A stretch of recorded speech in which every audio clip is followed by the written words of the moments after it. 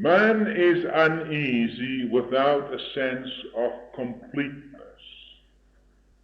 There can only be freedom in the unlimited and undivided because there is only wholeness in truth. A sense of completeness is the secret of happiness. But that completeness can only come when we discern our thoughts, our emotions, discern our conditioning, and what is conditioning us.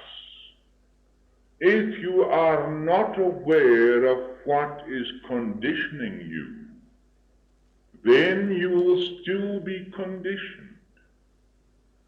And how are you conditioned? You're conditioned because of your reactions to things external to yourself. You're conditioned by your form of belief in any particular ritual, no matter what it may be. You're conditioned by your party, your politics, your education. You're conditioned by your traditions. You're conditioned by all these things unless you discern how you are conditioned. And if you discern how you are conditioned, then you can free yourselves from your conditions. But not until such time as you discern the fact that you are conditioned can you free yourselves. Completeness comes when there is no limitation, when there is no division, when there is wholeness. What is all, and there can be no division in all. I told you some time ago that God, being infinite in nature, must fill boundless space, and there can be nothing outside him. If there was anything outside him, he could not be infinite.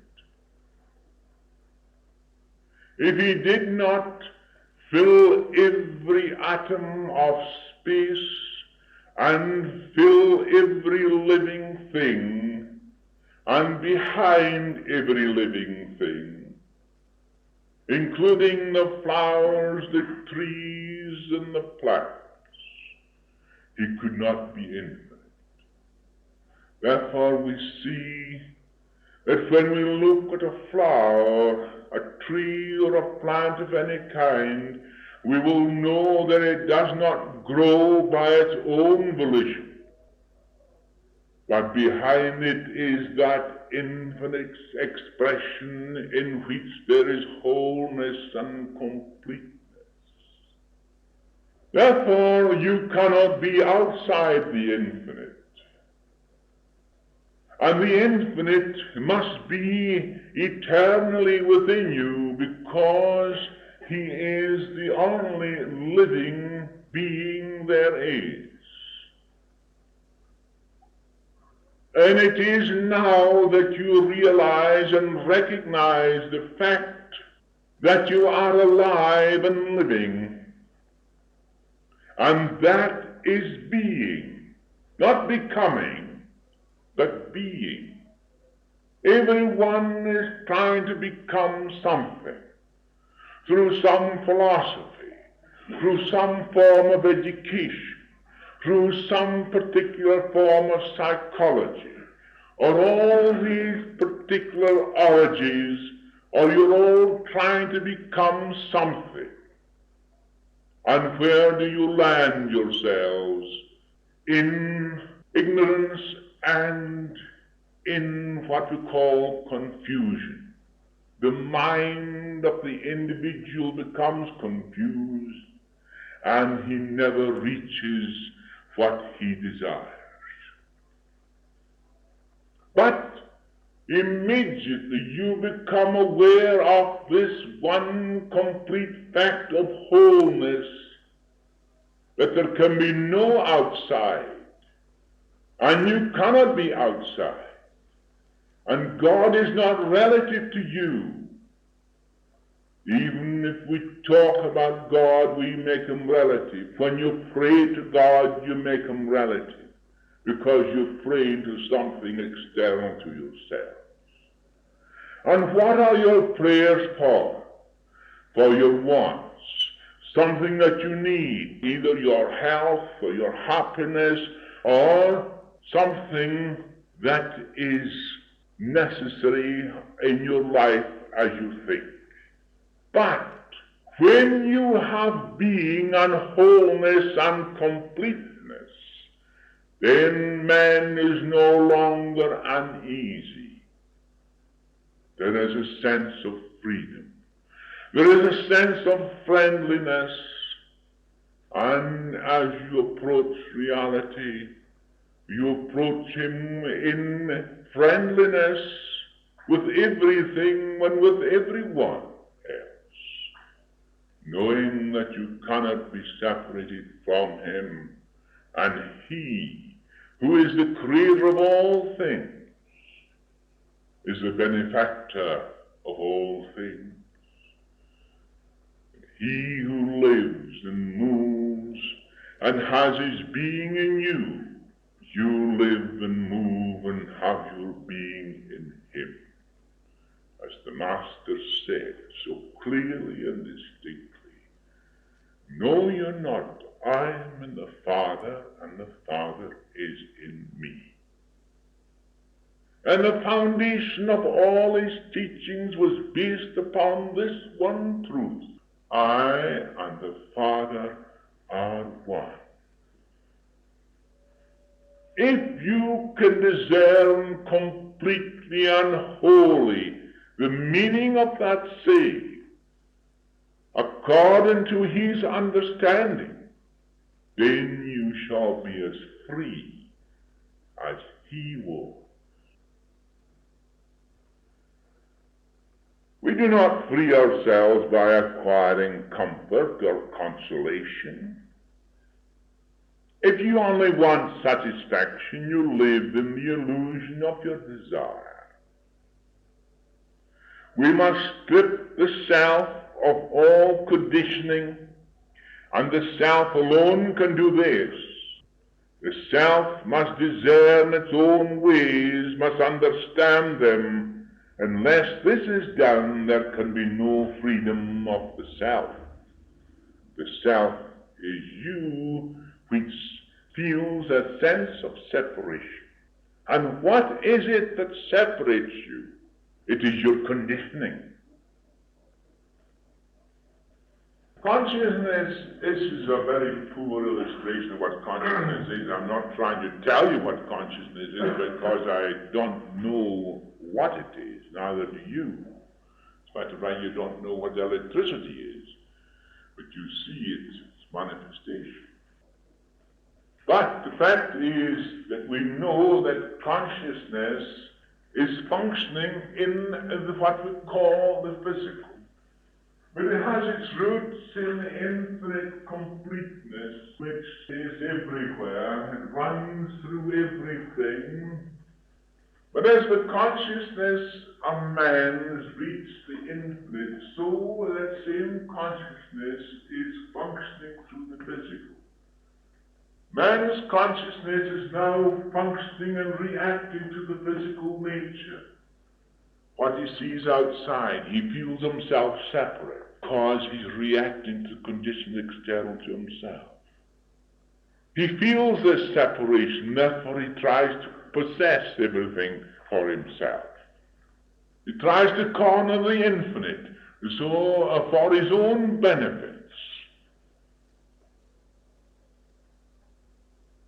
But immediately man becomes aware of what he's doing, seeing how he is conditioned by his reactions, by his thoughts, by other people's thoughts, by other people's movements, by other people's desires, by tradition, by education, by his emotions.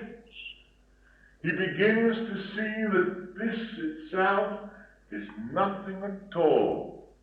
The consciousness becomes aware of itself, and in the deeper form of consciousness we find there is a functioning going on in your body that you're not conscious of. The digestion of your food, the simulation of the food, the control of the temperature of your body, winter and summer.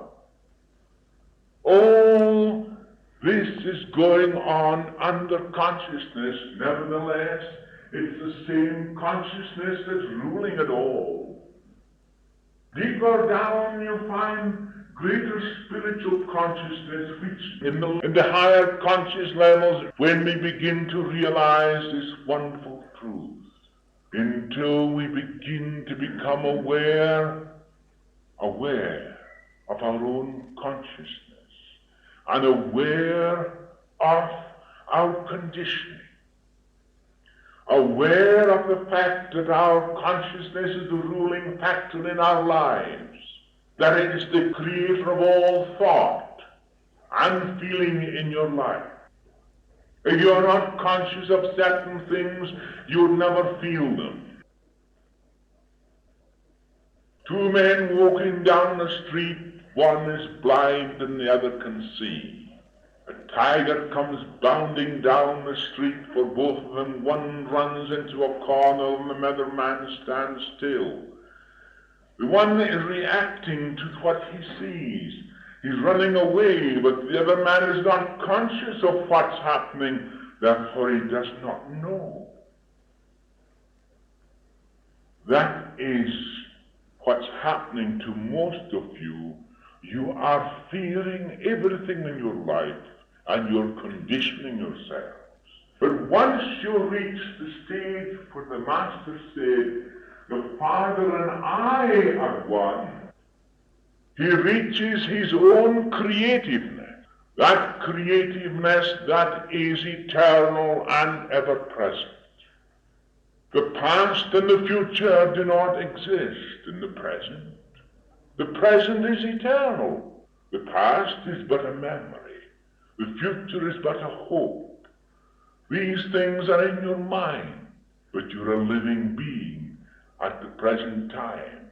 And it's only through life, the consciousness in life that is creative in you now, that enables you to think and move. And nothing comes into operation by its own volition. It is the consciousness of the Infinite, himself alone. And I and the Father are one. If you have inherited ideas of right and wrong, what is spiritual and what is not spiritual, you've only built around you conclusions, which you call understanding. These conclusions are a hindrance to understanding. If you rely on compulsion, there can be no understanding. Through your fear, you adhere to a ritual which conditions the self. You can readily see that this is not understanding, but stupidity. And once you discern what is happening to you, then you begin to free yourself. If you come to the conclusion through intelligence, your conclusions become a wall which you build around yourself. This does not dissolve your difficulties. The self is still imprisoned. In the outer, there may be building, destroying, contrasting, and modifying, suppressing, and renewing. This is but an expansion of the self, going away from that which is real.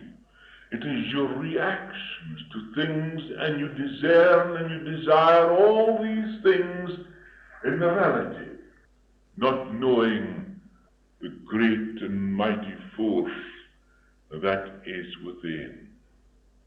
Only through awareness of the functions the self is undergoing can you dissolve your difficulties. Only thus can the self free itself from all illusion. I know that you realize that this is the highest teaching that is given by the Masters. There's a number of new students here this evening. I want you to pay particular attention, because you will not grasp it in one sitting. But as you listen, you will reach states where you will also become discerners of your own thoughts, your emotions, and how you are conditioned. And when you begin to do this, you will be able to eliminate all these conditions, and you will find a sense of freedom. And that is what you're all seeking. Conclusions are a hindrance to understanding because they bind the self. There must be the utmost pliability of mind in the discernment of what your conclusions are. They are but fixtures that bind the self. The self is the cause of these conclusions. Therefore, we must discern deeply what our conclusions are. When you come to a conclusion, have you ever tried to discern why you come to this conclusion? What that conclusion is built from? How it has come about? I'll tell you. It has come about because of your training, your education, your reactions, your environment, your conditions, and all these things bring about your conclusions. That is not understanding. That is mere stupidity. To understand, you must understand the self, how the self is being bound, how the self is being conditioned. Then you will find freedom. A freedom will come which I cannot give you. Remember, I am not your teacher. There is no such thing as a teacher. Because if I want to teach you, I want you to imitate me and think what I think. But I am not a teacher that way. There is no teacher in the world of any value unless he allows you to think for yourselves and put you on that road so that you will think for yourselves and think with understanding. I am not telling you to do this or do that.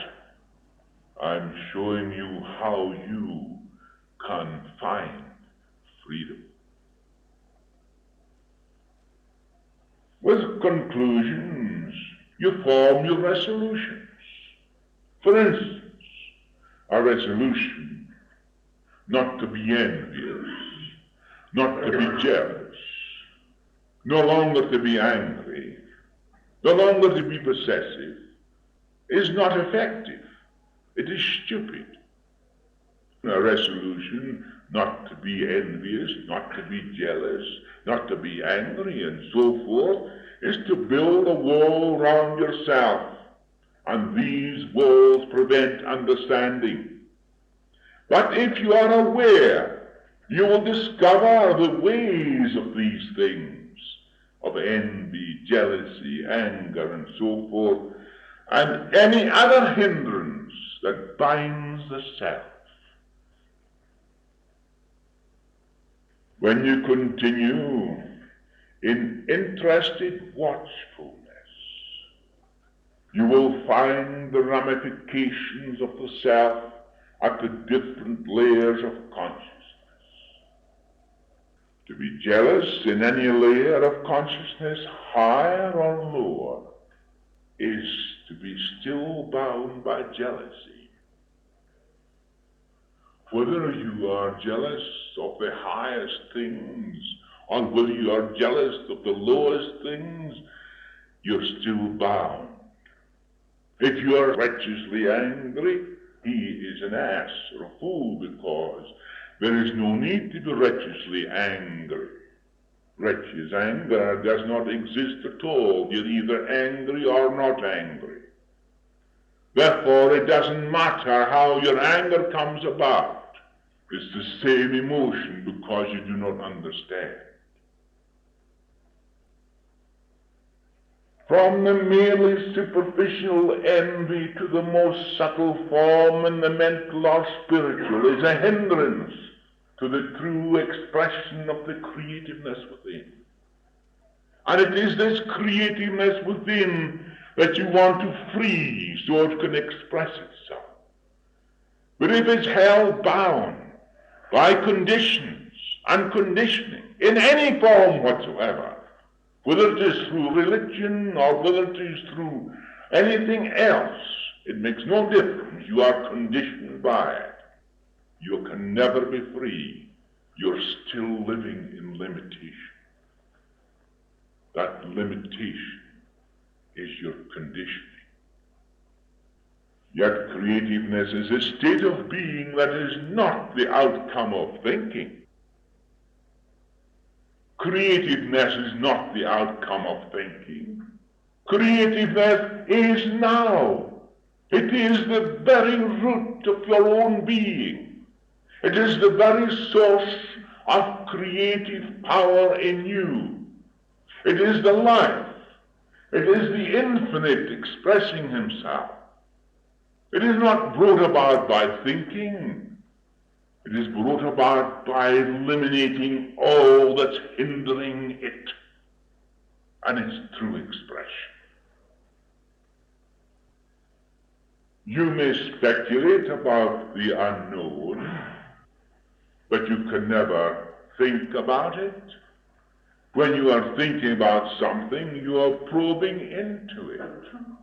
But such thinking does not bring creativeness. What is knowable is not reality.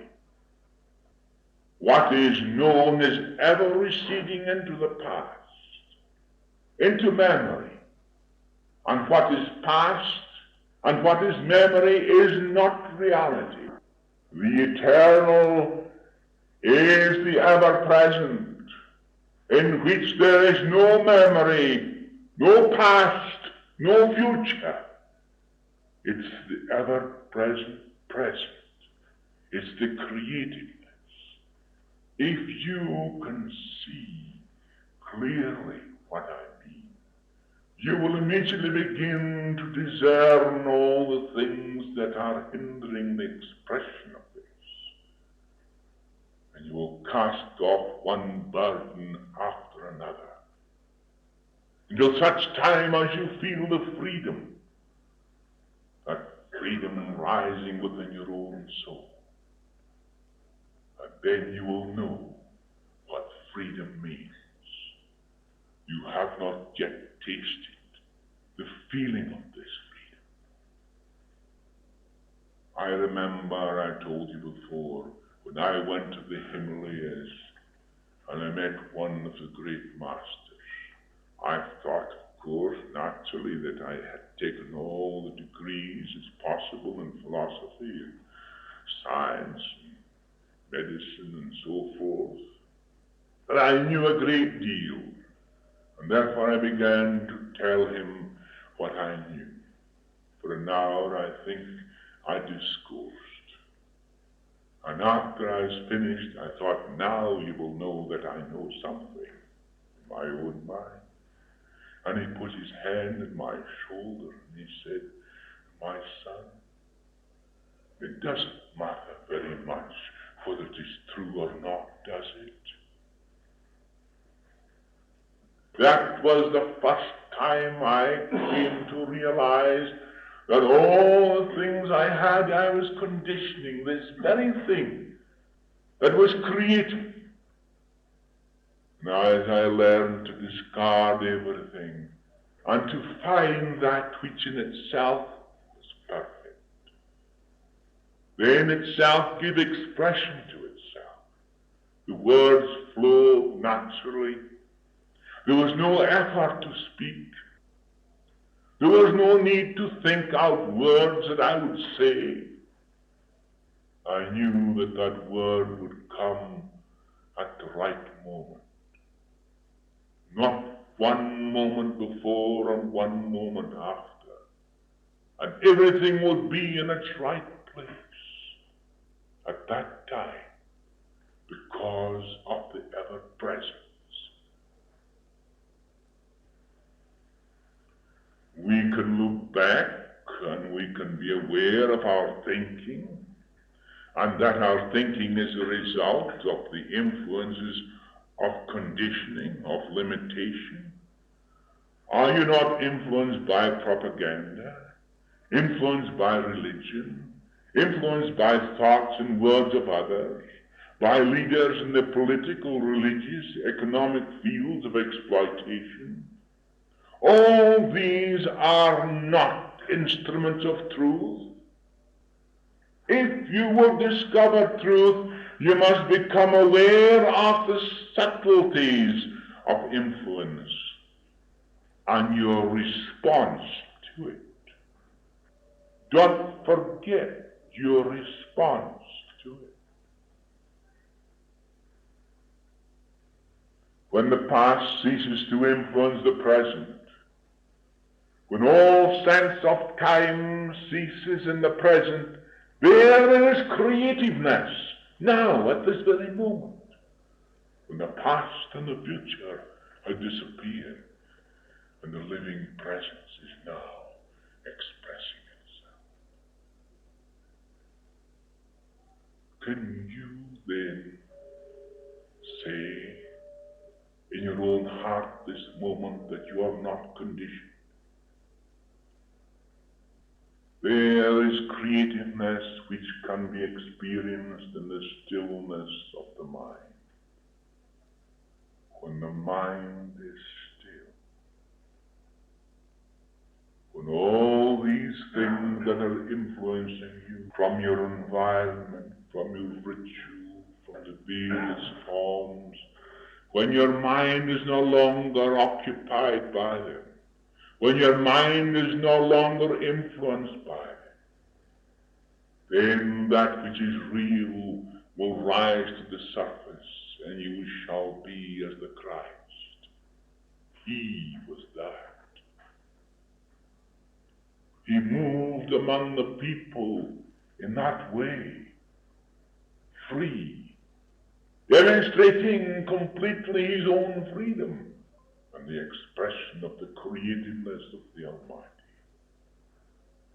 Everyone is born because of the Christ principle in them. You didn't come into being by yourselves. Nothing comes into being by its own volition. The self will then understand the self and realize that which is beyond the self, and that which gives rise to the self. Although you cannot know what it is, you will know that it is. Just as I know that is light, I do not know what it is. You can't tell me what it is. Science can't tell us yet what electricity is. You only know that it comes from the atmosphere. It's a form of energy that permeates the whole universe. And by some unknown way, someone experimenting with two discs flying in the opposite direction found that they created a form of energy. And from that on, they were using electricity. Yet we do not know what it is. Yet we know the laws. The cause of exploitation is the self. The self seeks for happiness through material, mental, or spiritual means. Whenever the self seeks happiness external to itself, it becomes the creation of the exploiter. The exploiter does not come into being suddenly. He is not a freak of nature. He is the result of your demands for material, mental, economic, and spiritual satisfaction, in which there is no freedom, and that which you seek you never attain, because you're going away from reality. What the individual rebels against is a result of his own action. Some think that by killing they will destroy the evil. They think that by killing or imprisoning a few whom they think are responsible for the evil, they will destroy the evil, but they only add to it. Wrong means cannot establish right action. There can be no peace in the world by murdering those who are murderers. As long as we divide ourselves into groups, nationalities, different religions, and ideologies, there will be aggressors and defenders. Then the defenders become the aggressors. Think it out for yourself and you will see. The cause of all our trouble is this separation. This self is doing all the damage because it does not understand itself and its ways. Only by understanding the fundamentals of human existence can peace come to the world and thus to man himself. In all organized spiritual institutions, there is the desire for position and acquisition. Spirituality is all-inclusiveness, in which there is no distinctions, no division, no high, no low. If you think in terms of high or low, then you have conditioned yourself. To free yourself from the net of ignorance, you must remain the controller of your own thoughts and feelings, and not become a slave to imitation and tradition, and the authority of the less informed than yourself.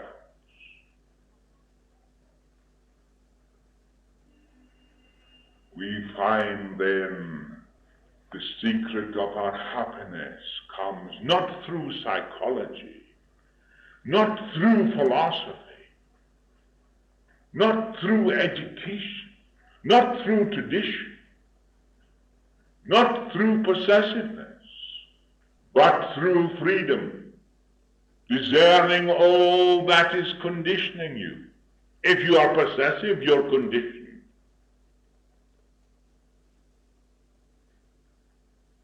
When the disciples asked the Master about the things material, he says, who clothed the lilies in the field?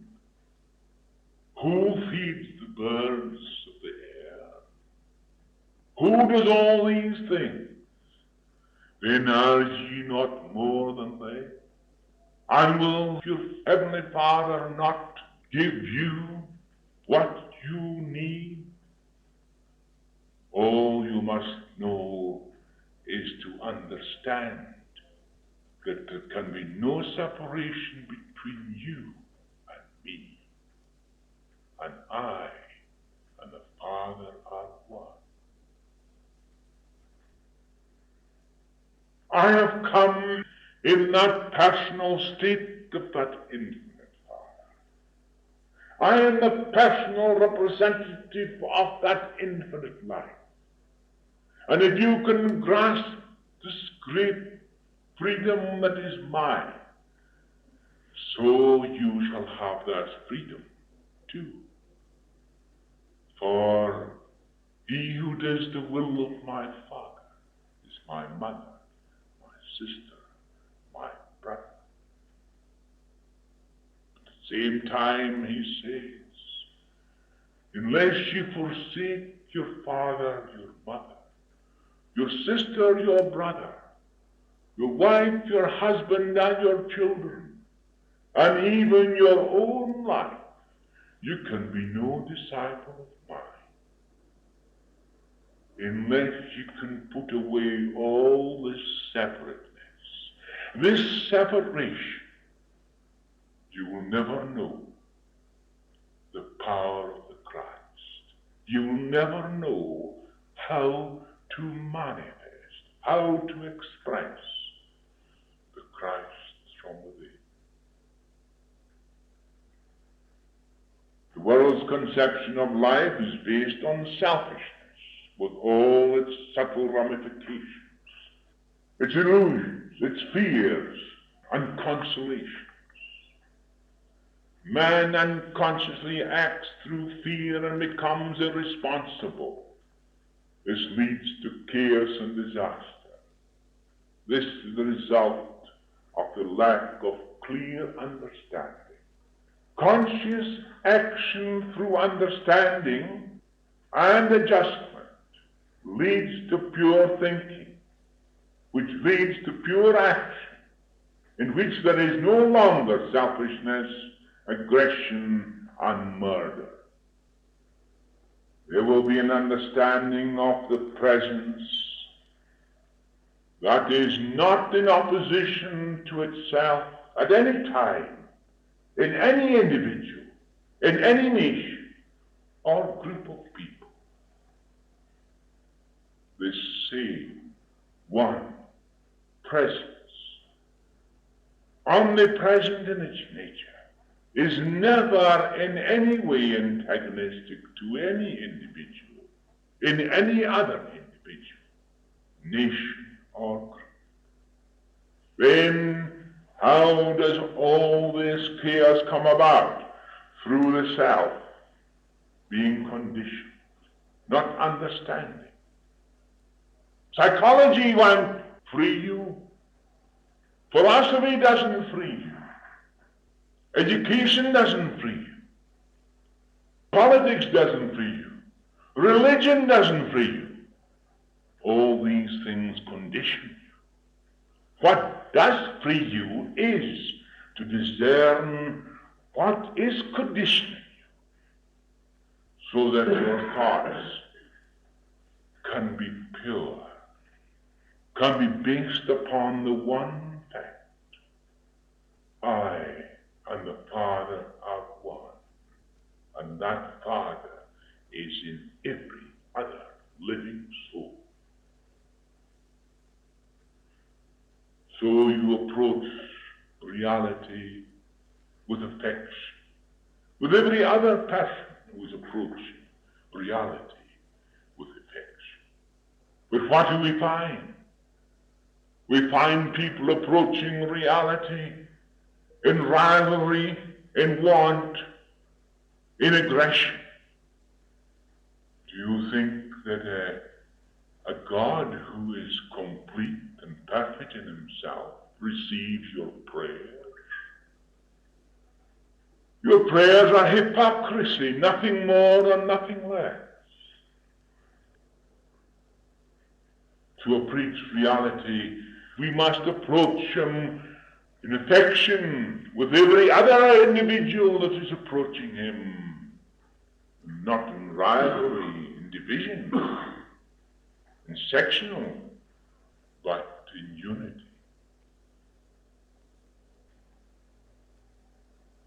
If you discern deep enough, you will see that good and evil are not entities in themselves. They are simply words which you use to indicate the result of your own actions. Those actions are predetermined by the character of your thinking, and the cause of your thinking is the self, clouded in ignorance, Therefore, an understanding of the self is paramount in the elimination of the sorrow and conflict in the world in which we live. To become aware of that which hinders true expression of the self is of primary importance to you. How clearly we see this in the words of the Master, John 16:2 and 3. They will excommunicate you. Indeed, the time is coming when anyone who kills you will imagine that he is doing God a service. This they will do to you because they have not known the Father or me. Don't you see how wonderful it is? These people were caught up in their fanatical religious sectarianism, in their fanatical beliefs that they were right. They'd never discerned how these things came about. They were bound in these beliefs.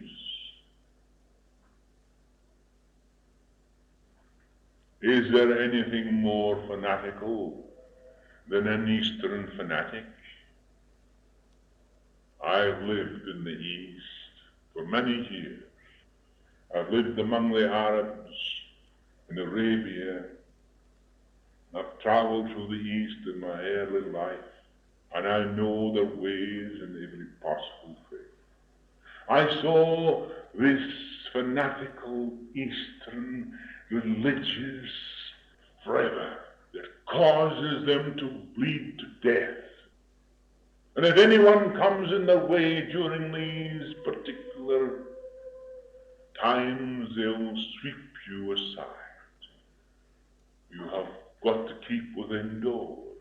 This is a religious sect, out to murder, out to kill. Why, it's not very long ago since the Spanish Inquisition. Look at the fanaticism that was there when people were burnt at the stake.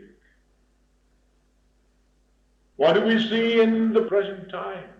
This mass murder going on. Is it not just the same thing? Fanaticism in a larger scale? How ignorant is the world. Oh, may the Christ that knew the truth reveal it to all men's hearts and souls. That is the great thing. And every soul of man will be the burning expression of the creativeness of the one infinite Father. All will approach him in affection for one another, reaching that particular fountainhead of love, understanding of what it means. In the world today, is it not so? Those who have killed others think they have done God and the world a service. There is no need for me to enlarge on this, for it is very plain to you all. The Master was thought to be an evil influence because he revealed their iniquities, their ignorance of the truth. So they killed him. They did the same to his disciples. But they did not stop the flood of enthusiasm that ran through the world about the freedom of his teaching. They could not kill that which they could not see and did not understand. They never killed the Christ. The Christ is the living expression of the Father. You will never die. It's another impossibility. You will leave the body behind when the body is no longer required, but you will still live.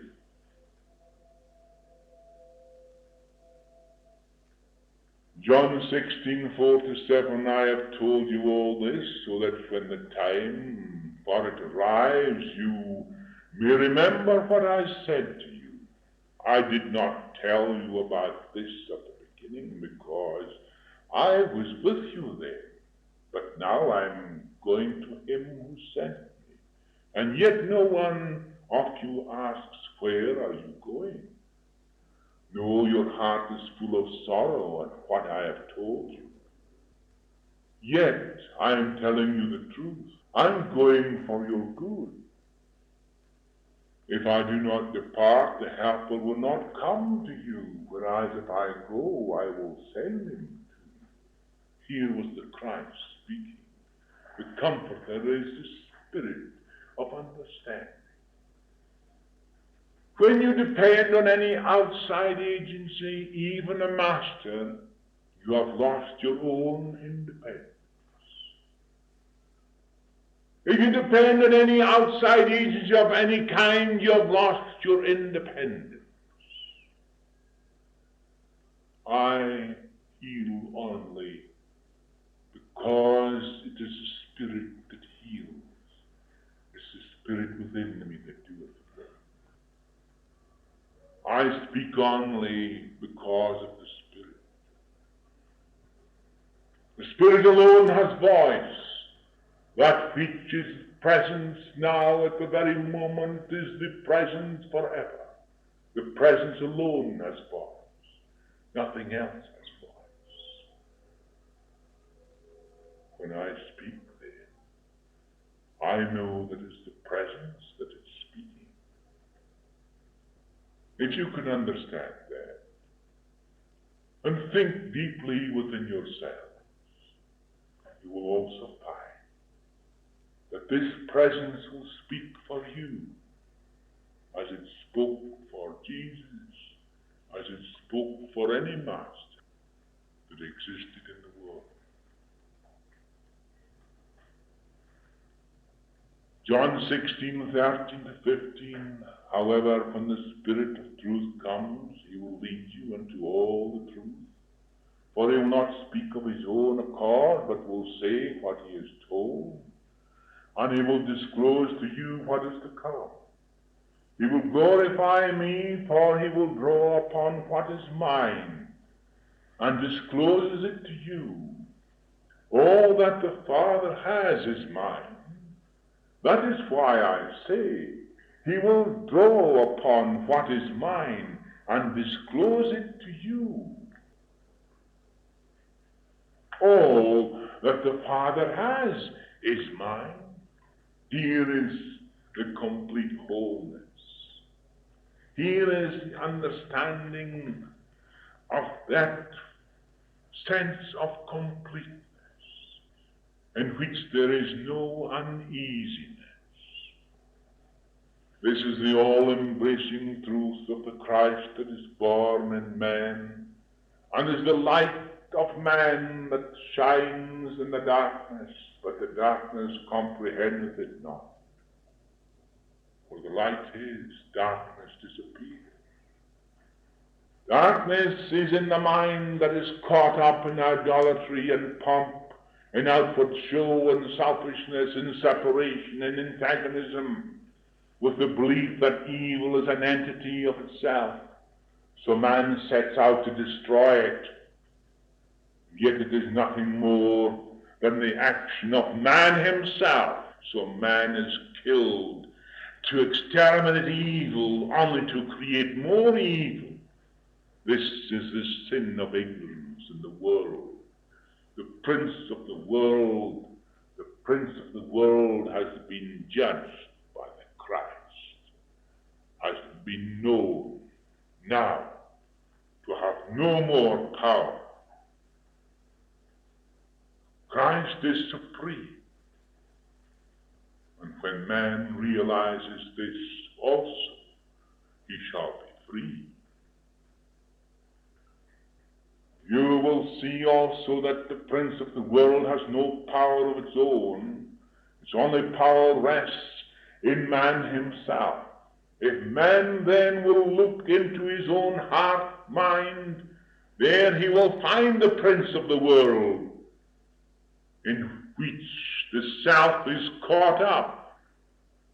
So the self, man, perpetuates his own misery because he will not discern and understand the cause of his misery. When the cause is understood, then Christ in you will also judge the prince of the world, and it will dissolve away, because the only power it has is the power you give it by being caught up in the things of the world, in separation, in antagonism. The world is yours, providing you give it up. But as long as you hold on to it through possessiveness, it will always destroy you. The Spirit of truth is yours. The life that is eternal is yours, provided you give up your own life in the self, so that you retain the life that is eternal. If you can see this clearly, you will see there is no mental gymnastics about it. There's no need for affirmations from morning till night that cloud the mind and cause a lot of troubles. There is no need for these stupid affirmations to discern what you're doing, how you're thinking, how you're conditioned. Frees you, and that alone frees you. In a little while you shall behold me no longer. Then after a little you shall see me. So some of his disciples said to one another, what does he mean by telling us, in a little while you shall behold me no longer, then after a little you shall see me? And I go to the Father. They said, what is the meaning of in a little? We do not understand what he is saying. Jesus knew that they wanted to ask him. So he said to them, is this what you are discussing together? Why I said in a little while you will not see me, and after a little you shall see me? Truly, truly, I tell you, you will be wailing and lamenting while the world is rejoicing. You will be sorrowful, but then your sorrow will be changed to joy. Here was the great, wonderful truth. They did not understand the eternal Christ. The eternal Christ lives in the body now, as it is in you and me. And when the full bloom of that Christ becomes aware, the consciousness becomes aware of itself as the Christ, then all things are possible. The walking on the water, the dissolving of the material, because the Christ has all power over all things in heaven and on earth. Don't you understand that it's the infinite that created all things? And this consciousness is in the infinite. And it's the infinite consciousness that is in man. So is the Christ. That is the Christ. And when the consciousness becomes aware of its own power, Christ's power, it sees that same Christ in every other thing. It lifts everything to safety. It lifts everything through love.